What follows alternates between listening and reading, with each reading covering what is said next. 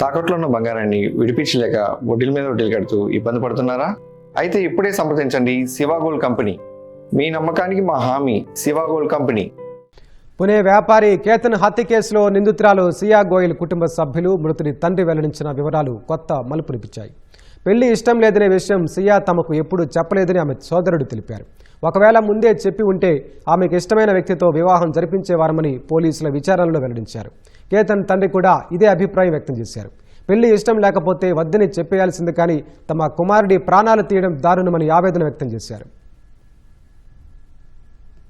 పూణె వ్యాపారి కేతన్ హత్య కేసు దర్యాప్తు ముమ్మరంగా కొనసాగుతోంది. ఈ కేసులో కేతన్ ప్రధాన నిందితురాలు సియా గోయల్ కుటుంబ సభ్యులను పోలీసులు విచారిస్తున్నారు. ఇందులో భాగంగా సియా గోయల్ సోదరుడు సాహిల్ గోయల్ ను దాదాపు 10 గంటల పాటు ప్రశ్నించారు. సియా సహనిందితుడు చేతన్ మధ్య ఉన్న సంబంధంపై సాహిల్ ను ప్రశ్నించి పలు విషయాలను అధికారులు నిర్ధారించుకున్నారు. కేతన్తో పెళ్లి ఇష్టం లేదనే విషయం తమకు చెప్పలేదన్నారు. ఇష్టం లేదని చెప్పి ఉంటే వివాహాన్ని రద్దు చేసేవారమని సాహిల్ పోలీసులకు తెలిపారు. చేతన్ తమకు ముందే తెలుసని ఒప్పుకున్నట్లు పోలీసులు తెలిపారు. ఒకవేళ చేతన్తో ప్రేమయానం గురించి చెప్పి ఉంటే అతనితో పెళ్లికి అంగీకరించే వాళ్లమని సాహిల్ వెల్లడించారు. చేతన్ తమ సామాజిక వర్గానికి చెందినవాడే కాకుండా ఆర్థికంగా తమకు తగ్గవాడని తెలిపారు. చేతన్ పట్ల తమ కుటుంబానికి ఎలాంటి అభ్యంతరం లేదని సాహిల్ వివరించారు. కానీ సియా తమకు ఆ విషయం చెప్పలేదన్నారు.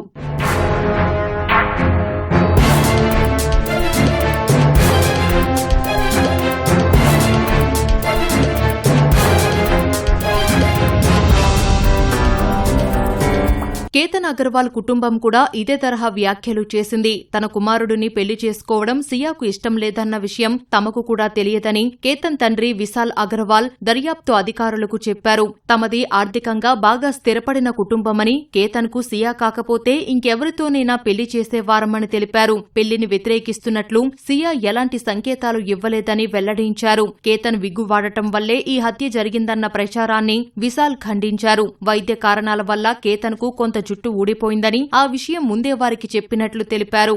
ఆమెకు ఏమైనా అభ్యంతరాలు ఉంటే సులభంగా పెళ్లి వద్దని చెప్పి ఉండాల్సిందన్నారు. అంతే తప్ప తన కుమారుడిని హత్య చేసి ఉండాల్సింది కాదని విశాల్ ఆవేదన వ్యక్తం చేశారు.